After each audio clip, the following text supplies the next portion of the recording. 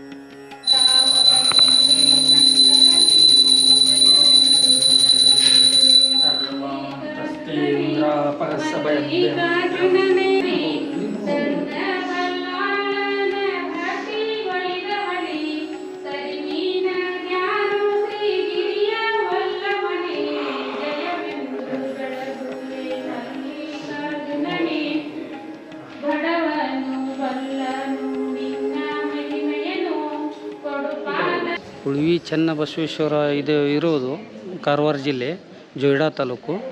ಆಮೇಲೆ ಇಲ್ಲಿ ಜನ ಬರೋದು ಭಾರತ ಹುಣ್ಣಿಮೆ ಜಾತ್ರೆ ಇರೋದು ಭಾರತ ಹುಣ್ಣಿಮೆ ತಿಂಗಳ ಅಂದ್ರೆ ಇರುವಂಥ ಫೆಬ್ರವರಿ ತಿಂಗಳಲ್ಲಿ ಬರುತ್ತೆ. ಆಮೇಲೆ ಇಲ್ಲಿ ಜನ ಬರೋದು ಚಕ್ಕಡಿ ಗಾಡಿ ಇವನ್ನೆಲ್ಲ ತೊಗೊಂಡು ಇಲ್ಲಿ ಒಂದು ಅನ್ನದಾಸೋಹ ಚೆನ್ನಾಗಿದೆ. ಆಮೇಲೆ ಈಗ ಇತ್ತಿತ್ತಲಾಗಿ ಈಗ ಒಂದು 10-15 ವರ್ಷ ಆಯಿತು. ಜನ ಮೊದಲಿನಕ್ಕಿಂತ ಈಗ ಜಾಸ್ತಿ ಆಗ್ತಾಯಿದ್ದಾರೆ. ಕಮ್ಮಿ ಒಂದು ಜಾತ್ರೆಯಲ್ಲಿ ಒಂದು 3 ಲಕ್ಷ ಜನ ಹಿಂಗೆ 2.5 ಲಕ್ಷದಿಂದ 3 ಲಕ್ಷ ಜನ ಕುಡ್ಕೋತಾರೆ. ಅವರು ಇಲ್ಲಿ ದೇವಸ್ಥಾನಕ್ಕೆ ಬಂದು ತಮ್ಮ ಆಸೆ ಮನಸ್ಸಿನಲ್ಲಿ ಏನೋ ಒಂದು ನಮಗೆ ಬಸವಣ್ಣನ ದೇವಸ್ಥಾನಕ್ಕೆ ಬಂದರೆ ನಮ್ಮ ಎಲ್ಲ ಕೆಲಸಗಳು ಕಾರ್ಯಸಿದ್ಧಿ ಆಗಿದಾವೆ ಅಂತೇಳಿ ತಿಳ್ಕೊಂಡು ಬಂದು ಇಲ್ಲಿ ಜನ ಅಂದರೆ ನಿಂದಿರಲಿಕ್ಕೆ ಸ್ಥಳ ಸಿಗಲ್ಲ ಆ ಟೈಮಲ್ಲಿ. ಮತ್ತು ಇನ್ನೊಂದಂದರೆ ಈಗ ಇಲ್ಲಿ ಬರಲಿಕ್ಕೆ ಗಾಡಿ ವ್ಯವಸ್ಥೆ ಏನೂ ಇರಲಿಲ್ಲ ಮೊದಲು. ಈಗ ಒಂದು ಸ್ವಲ್ಪ ಎಲ್ಲ ರೋಡ್ ಗೀಡ್ ಚೆನ್ನಾಗಿ ಮಾಡಿ ಒಂದು ಹಂತಕ್ಕೆ ಅನುಕೂಲ ಮಾಡಿಕೊಟ್ಟಿದ್ದಾರೆ. ಏನು ಒಬ್ಬೊಬ್ಬರಿಗೆ ಏನು ನೌಕರಿ ಅನ್ನೋದು ಒಂದು ಕಾರ್ಯ ಗೌರ್ಮೆಂಟ್ ಜಾಬ್ ಆಗಬೇಕು, ಮಕ್ಕಳು ಆಗದೇ ಇದ್ದವ್ರ ಮಕ್ಕಳು ಆಗಲಿ ಅಂತ ಬಿಡ್ಕೊಂಡು ಹೀಗೆಲ್ಲ ಒಂದೊಂದು ಅವ್ರ ಮನಸ್ಸಿನಲ್ಲಿ ಏನು ಹರಕೆ ಹೊತ್ಕೊಂಡಿರ್ತಲ್ಲ ಅವು ನೆರವೇರಿದಾವ ಅಂಥೇಳಿ ಇಲ್ಲಿ ಬಸವಣ್ಣಗ ಜನ ಭಾಳ ಅಂದ್ರೆ ಭಾಳ ಏನು ಬೇಕಾದ ಅವ್ರ ಮನಸ್ಸಲ್ಲಿ ಪರಿಹಾರ ಉಳ್ಗಾಯಿ ಉಳಿಸ್ತಾರೆ. ಆಮೇಲೆ ಇದು ತುಲಾಭಾರ ಅಂತ ಹೇಳ್ತಾರೆ. ಸಕ್ಕರೆ ಕೊಡ್ತೀವಿ ನಮ್ಮ ಕೆಲಸ ಆದರೆ, ಇಲ್ಲ ಅಂದರೆ ಕಾಯಿ ಕೊಡ್ತೀವಿ. ಇಲ್ಲ ಅಂದರೆ ಹಣ್ಣು ಹಂಪಲ ಅದು ಏನು ಅವ್ರ ಮನಸ್ಸಿನಲ್ಲಿ ಬಿಡ್ಕೋತಾರೆ. ಆಮೇಲೆ ಈರುಳ್ಳಿ ಸೇವೆ ಉಳು ಸೇವೆ ಮಾಡ್ತೀವಿ, ಹಿಂಗೆಲ್ಲ ಮಾಡ್ತೀವಿ ಅಂತ ಗ್ರಂಥ ಇರೋದು ಶಿವಪುರ ಆಕಳಗವಿ, ಆಮೇಲೆ ಶಿವಪುರ ಮಠ. ಆಮೇಲೆ ಇವರು ಅವನ್ನ ಸೇವೆ ಮಾಡಲಿಕ್ಕೆ ಇವರು ಉಳ್ವಿ ಚನ್ನಬಸವೇಶ್ವರರು ಇಲ್ಲಿ ಬಂದಿದ್ದಾರಂತೆ ಹಿಂದೆ ಹೇಳೋ ಜನನ ನಾವು ಈಗ ಅದನ್ನು ನಡೆಸ್ಕೊತ. ಈಗ ಮೊದಲಿನಕ್ಕಿಂತ ಈಗ ಜನ ತುಂಬ ಅಂದ್ರೆ ಭಾಳ ಜಾಸ್ತಿ ಆಗಿದೆ ಸರ್. ಸಂಜೀವ್ ರುದ್ರಗೌಡ ಪಾಟೀಲ್ ಅಂಥೇಳಿ, ನಾವಿಲ್ಲಿ ಮ್ಯಾನೇಜರ್ ಅಂಥೇಳಿ ಕೆಲಸ ಮಾಡ್ತಾಯಿದ್ದೀವಿ.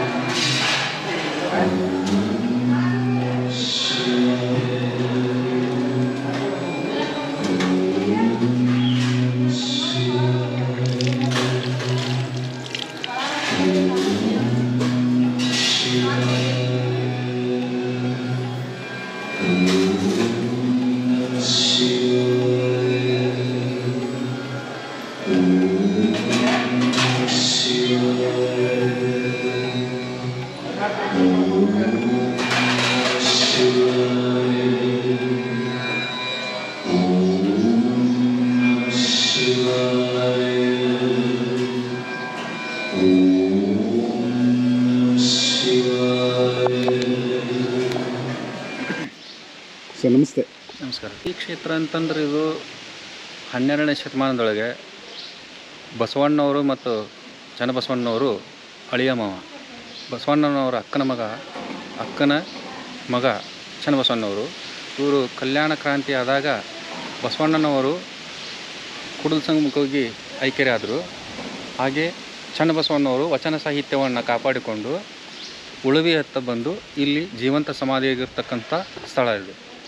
ಹಾಗೆ ಕೂಡ ಇಲ್ಲಿ ಚನ್ನಬಸವಣ್ಣವರು ಜೀವಂತವಾದ ಸ್ಥಳವಾಗಿದ್ದರಿಂದ ಇಲ್ಲಿ ಎಲ್ಲ ಸುತ್ತಮುತ್ತಲ ರಾಜ್ಯಗಳಿಂದ ಭಕ್ತರು ಅಪಾರ ಸಂಖ್ಯೆಯಲ್ಲಿ ದಿನ ಬಂದು ಈ ಚನ್ನಬಸವಣ್ಣವರ ದರ್ಶನವನ್ನು ಪಡೀತಾರೆ. 12ನೇ ಶತಮಾನದಲ್ಲಿ ಚನ್ನಬಸವಣ್ಣವರು ವಚನ ಸಾಹಿತ್ಯವನ್ನು ಉಳಿಸಿಕೊಂಡು ಅದನ್ನು ರಕ್ಷಣೆ ಮಾಡಿಕೊಂಡು ಅಲ್ಲಲ್ಲಿ ಮಠಮಾನ್ಯಗಳಲ್ಲಿ ನೀಡ್ತಾ ಕೊನೆಗೆ ಬಂದು ಈ ಉಳುವಿಯಲ್ಲಿ ಐಕ್ಯರಾಗಿರ್ತಕ್ಕಂಥ ಸ್ಥಳವಾಗಿರ್ತದೆ. ಭಕ್ತರೆಲ್ಲ ಇಲ್ಲಿ ದರ್ಶನಕ್ಕೋಸ್ಕರ ಬರ್ತಾರೆ. ಇಲ್ಲಿ ಚನ್ನಬಸವಣ್ಣವ್ರ ದರ್ಶನ ಪಡ್ಕೊಳ್ಳೋದ್ರಿಂದ ಅವರ ಒಂದು ಇಷ್ಟಾರ್ಥಗಳು ಈಡೇರ್ತಾವೆ. ಈ ರೀತಿಯಾಗಿ ಚನ್ನಬಸವಣ್ಣವರು ದರ್ಶನಕ್ಕೋಸ್ಕರ ಇಲ್ಲಿ ಬರ್ತಾರೆ. ಸುತ್ತಮುತ್ತಲೆಲ್ಲ ಚನ್ನಬಸವಣ್ಣವರು ಅನುಷ್ಠಾನ ಮಾಡಿರ್ತಕ್ಕಂಥ ಸ್ಥಳಗಳಿದ್ದಾವೆ. ಆಕಳಗವಿ, ರುದ್ರಾಕ್ಷಿ ಮಂಟಪ, ಹರಳೈನ ಚಿಲುಮೆ, ಆಮೇಲೆ ಶಿವಪುರ ಮಠ. ಈ ರೀತಿಯಾಗಿ ಚನ್ನಬಸವಣ್ಣವರು ಆಯಾ ಸ್ಥಳಗಳಲ್ಲಿ ಶರಣರನ್ನು ಕೂಡಿಸಿಕೊಂಡು ಆ ಕಲ್ಲಿನ ಗುಹೆಗಳಲ್ಲಿ ವಾಸ ಮಾಡಿ ಆಗಿನ ಕಾಲದಲ್ಲಿ 12ನೇ ಶತಮಾನದೊಳಗಿದು 800 ವರ್ಷಗಳ ಹಿಂದೆ ಚನ್ನಬಸವಣ್ಣವರು ನಿಜವಾಗಿ ಶರಣರನ್ನು ಕರ್ಕೊಂಡು ಬಂದು ಈ ಸ್ಥಳದಲ್ಲಿ ಅನುಷ್ಠಾನ ಮಾಡಿ ಬಂದು ಕೊನೆಗೆ ಬಂದು ಈ ಗದ್ದುಗೆ ಇದು ಜೀವಂತ ಸಮಾಧಿ ಸ್ಥಳ ಇದು. ಇಲ್ಲಿ ಬಂದು ಅವರು ಐಕ್ಯರಾಗಿರ್ತಕ್ಕಂಥ ಸ್ಥಳವಾಗಿರ್ತದೆ. ಐಕ್ಯರಾದ್ರಂತಂದ್ರೆ ಅವರು ವಚನ ಸಾಹಿತ್ಯವನ್ನು ಉಳಿಸಿಕೊಂಡು ಅದನ್ನು ರಕ್ಷಣೆ ಮಾಡಿಕೊಂಡು ಉಳಿಗೆ ಬಂದರು. ಅವರು ಬಸವಣ್ಣವರು 12ನೇ ಶತಮಾನದೊಳಗೆ ಕಲ್ಯಾಣದೊಳಗೆ ಕ್ರಾಂತಿ ಆಯಿತು. ಅಂದರೆ ವಚನ ಸಾಹಿತ್ಯವನ್ನು ಹಾಳು ಮಾಡಬೇಕು, ಇವರ ಒಂದು ಶೈವ ಪಂಥವನ್ನು ಹಾಳು ಮಾಡೋದಕ್ಕಂತೇಳಿ ಪುರೋಹಿತಶಾಹಿ ದಂಗೆ ಎದ್ದಾಗ ಬಸವಣ್ಣನವರು ಅದನ್ನು ಮನನೊಂದುಕೊಂಡು ಕೂಡಲಸಂಗಮಕ್ಕೆ ಹೋಗಿ ಅವರು ಐಕ್ಯರಾದರು. ಆ ವಚನ ಭಂಡಾರವನ್ನೆಲ್ಲ ತಗೊಂಡು ಸಂರಕ್ಷಣೆ ಮಾಡಿಕೊಂಡು ಸಿದ್ದರಾಮೇಶ್ವರರು ಇತರ ಶರಣರೆಲ್ಲ ಸೇರಿಕೊಂಡು ಆ ವಚನ ಸಾಹಿತ್ಯವನ್ನು ಗಂಟಿನಲ್ಲಿ ಕಟ್ಟಿಕೊಂಡು ಪಾದನಡಿಗೆಯಲ್ಲಿ ಅಲ್ಲಲ್ಲಿ ಯುದ್ಧ ಮಾಡ್ಕೊಂಡು ಹಳ್ಳಿಗಳಲ್ಲಿ ಇಟ್ಕೊಂಡು ಮಠಮಾನ್ಯಗಳಲ್ಲಿ ಸೇರ್ತಾ ಕೊನೆಯವರೆಗೆ ಬಂದು ಇಲ್ಲಿ ಉಳಿವಿಗೆ ಬಂದು ಐಕ್ಯರಾಗಿವರು. ಗ್ರಂಥಗಳನ್ನೆಲ್ಲ ರಕ್ಷಣೆ ಮಾಡ್ಕೊಂಡು ಬಂದರು ಅವರು. ಅಲ್ಲಿ ಮಠಮಾನ್ಯಗಳೆಲ್ಲ ಕೊಟ್ಕೊಂಡು ಕೊನೆಗೆ ಬಂದು ಇಲ್ಲಿ ತಂದ್ರೆ ಶರಣರ ರಕ್ಷಣೆಗೋಸ್ಕರ ಬಂದವರು. ಬಂದು ಇಲ್ಲಿ ಉಳಿದ್ರೆ ರಕ್ಷಣೆ ಆಗತ್ತಾ ರಕ್ಷಣೆ ಮಾಡ್ಕೊಂಡು ಬಂದರು. ಅವ್ರನ್ನ ಅಂದ್ರೆ ಶರಣರನ್ನೆಲ್ಲ ಹತ್ಯೆಗೆ ಹೇಳ್ಬೇಕಂತೇಳಿ ಬಿಜ್ಜಳನ ಆಸ್ಥಾನದಲ್ಲಿ ಒಂದು ಆದೇಶ ಹೊರಡಿಸಿದ್ರು. ಅವರು ಎಲ್ಲೆಲ್ಲಿ ಶರಣರು ಕಾಣ್ತಾರು ಅವ್ರನ್ನ ಸಂಹಾರ ಮಾಡ್ರಿ, ಅವ್ರನ್ನ ವಚನ ಸಾಹಿತ್ಯವನ್ನು ಸೂಡ್ರಿ, ಈ ರೀತಿಯಾಗಿ ಅವ್ರ ಮೇಲೆ ದೌರ್ಜನ್ಯವನ್ನು ಮಾಡ್ಲಿಕ್ಕತ್ತರು. ಅದಕ್ಕೆ ಅವರು ವಚನ ಸಾಹಿತ್ಯವನ್ನು ಉಳಿಸ್ಕೊಂಡು ಶರಣರೊಡನೆ ಅವರು ಇಲ್ಲಿ ಬಂದು ಕೊನೆಗೆ ಶರಣರನ್ನ ರಕ್ಷಣೆ ಮಾಡಿಕೊಂಡು ಇಲ್ಲಿ ಅವ್ರನ್ನ ಉಳಿಸ್ಕೊಳ್ಳೋದು ಅಂತಂದ್ರೆ ಎಲ್ಲರೂ ಪ್ರಾಣ ತೆಗಕ್ಕೆ ಸಿದ್ಧರಾಗಿದ್ರು. ಅವರು ಕೊನೆಗೆ ಬಂದು ಇಲ್ಲಿ ಉಳಿಸ್ಕೊಂಡು ಅವರು ಶರಣರೆಲ್ಲ ಇಲ್ಲಿ ಜೀವತ್ಯಾಗ ಮಾಡಿದ್ದಾರೆ. ಅವರು ಲಾಸ್ಟಿಗೆ ಚನ್ನಬಸವಣ್ಣವರು ಕೂಡ ಇಲ್ಲಿ 24ನೇ ವಯಸ್ಸಿನಾಗ ಜೀವಂತ ಸಮಾಧಿಯಾಗಿದ್ದರು. ಪಕ್ಕಾರೆ ಇಲ್ಲಿ ಬಂದಂಥ ಭಕ್ತರೆಲ್ಲರೂ ತಮ್ಮ ಇಷ್ಟಾರ್ಥವನ್ನು ಈಡೇರಿಸ್ಕೊತಾರೆ. ಮತ್ತು ಪ್ರಥಮವಾಗಿ ಬಂದಂಥ ಭಕ್ತರು ಉಳುಗಾಯಿ ಅಂತೇಳಿ ಬಸವಣ್ಣಗೆ ಮೊದಲು ಒಂದು ಕಾಯಿ ಉಳಿಸ್ತಾರೆ. ಆಮೇಲೆ ಬಸವಣ್ಣಗೆ ಬಂದು ದರ್ಶನ ಪಡ್ಕೋತಾರೆ. ಪಡ್ಕೊಂಡ ನಂತರ ಬೆಳಿಗ್ಗೆ ಎದ್ದು ಅಭಿಷೇಕ ಸೇವೆ ಮಾಡಿ ತಮ್ಮ ಇಷ್ಟಾರ್ಥ ಏನೈತೆ ಅದನ್ನು ಮುಗಿಸ್ಕೊಂಡು ಹೋದ್ರಂದ್ರೆ ಮುಂದಿನ ದಿನಮಾನಗಳಲ್ಲಿ ಅವರಿಗೆ ಮನೋ ಇಷ್ಟಾರ್ಥಗಳನ್ನು ಎಲ್ಲ ಸಕ್ಸಸ್ ಆಗಿರ್ತಾವೆ. ಆ ಪ್ರಕಾರವಾಗಿ ಜನ ದಿನದಿಂದ ದಿನ ಈಗ ಹೆಚ್ಚಾಗ್ಲಿಕ್ಕತ್ತದ್ರಿ. ಅಂದ್ರೆ ಹಿಂಗೆ ಸರ್ ಅಂದರೆ ಅದೊಂದು ಪದ್ಧತಿ ಇದೆ ರೀ ಮೊದಲಿಂದ. ಮಕ್ಕಳಾಗಲಿಲ್ಲ ಅಂದರೆ ಆ ಪದ್ಧತಿ ಏನಂತಂದ್ರೆ ಅವ್ರು ಉಳುವಿಗೆ ಬಂದ ತಕ್ಷಣ ಒಂದು ಉಳುಗಾಯಿ ಅಂದ್ರೆ ತೆಂಗಿನಕಾಯಿ ತಗೊಂಡು ಆ ಗುಡಿ ಭಾಗದಲ್ಲಿ ನಿಂತು ಉರುಳಿಸ್ತಾರೆ ಹಿಂಗ್ರಿ. ಆ ಉರುಳಿಸೋದ್ರಿಂದ ಅವ್ರಿಗೊಂದು ಮನಸ್ಸಿಗೆ ಚನ್ನಬಸವಣ್ಣವರ ದರ್ಶನಕ್ಕೆ ಒಂದು ಆಹ್ವಾನ ಇದ್ದಂಗೆ ಅದು. ಈ ರೀತಿಯಾಗಿ ಬಂದು ಅವ್ರು ಸೇವೆ ಮಾಡ್ಕೊಂಡು ಹೋಗ್ತಾರೆ. ವರ್ಷ ಚಕ್ಕಡಿ ಜಾತ್ರೆಗೆ ಬಂದಾಗ ಚಕ್ಕಡಿ ತಗೊಂಡು ಉಳುವಿಗೆ ಪ್ರಥಮವಾಗಿ ಬಂದ್ರಂದ್ರೆ ಅವಾಗ ಅವರು ಕಾಯಿ ಉಳಿಸಿ ದರ್ಶನಕ್ಕೆ ಹೋಗ್ತಾರೆ. ಪ್ರತಿ ವರ್ಷ ಭಾರತ ಹುಣ್ಣಿಮೆ ಒಳಗಾಗ್ತದೆ. ಮಘ ನಕ್ಷತ್ರ ಅಂತೇಳಿ ನಕ್ಷತ್ರದಲ್ಲಿ ಚನ್ನಬಸವಣ್ಣವರ ದೊಡ್ಡ ರಥೋತ್ಸವವನ್ನು ಜರುಗುತ್ತದೆ. ಭಾರತ ಹುಣ್ಣಿಮೆ ಮಘ ನಕ್ಷತ್ರ ಆ ಸಮಯದಲ್ಲಿ ಪ್ರತಿ ವರ್ಷನೂ ಜಾತ್ರೆ ಆಗ್ತದೆ. ಏನು ಜಾತ್ರೆ ಅಂತಂದ್ರೆ ಈಗ ಪ್ರತಿ ಹಳ್ಳಿಗಳಿಂದ ರಾಜ್ಯಗಳಿಂದ ರೀ ಚಕ್ಕಡಿ ಮತ್ತು ಟ್ರ್ಯಾಕ್ಟರು ಇತರೆ ಎಲ್ಲ ವಾಹನಗಳಿಂದ ಭಕ್ತರು ವಾರಗಟ್ಟಲೆ ತಮ್ಮ ಎತ್ತು ಚಕ್ಕಡಿ ತಗೊಂಡು ಬಂದು ಇಲ್ಲಿ ಒಂದು ವಾರಗಟ್ಟಲೆ ಉಳಿದು ಶರಣರಿಗೆ ಸ್ವಾಮಿಯವರಿಗೆ ಪ್ರಸಾದವನ್ನು ಮಾಡಿ ದಾಸೋಹ ಸೇವೆ ಮಾಡಿ ಇಲ್ಲಿ ಒಂದು ಸೇವೆಯನ್ನು ಮಾಡಿ ವಾರಗಟ್ಟಲೆ ಉಳಿದು ಚನ್ನಬಸವಣ್ಣವರ ಜಾತ್ರೆ ಮುಗಿಸ್ಕೊಂಡು ಅವರು ವಾಪಸ್ ತಮ್ಮ ಊರಿಗೆ ಮರಳುತ್ತಾರೆ. ಚನ್ನಬಸವಣ್ಣವರು ಇಲ್ಲಿ ಐಕ್ಯರಾಗತಕ್ಕಂಥ ದಿನದಿಂದಲೂ ಇವತ್ತಿನವರೆಗೂ ಅದು ನಡೀತಾನೆ ಇದೆ ರೀ. ನಿಮ್ಮ ಹೆಸರು ಸರ್? ನನ್ನ ಹೆಸರು ಹೊಳೆಬಸೆ ಅಂತ ಹೇಳಿ, ಬೆಳ್ಳಿಗಟ್ಟಿ ಮಠ ಅಂತ ಹೇಳ್ರಿ.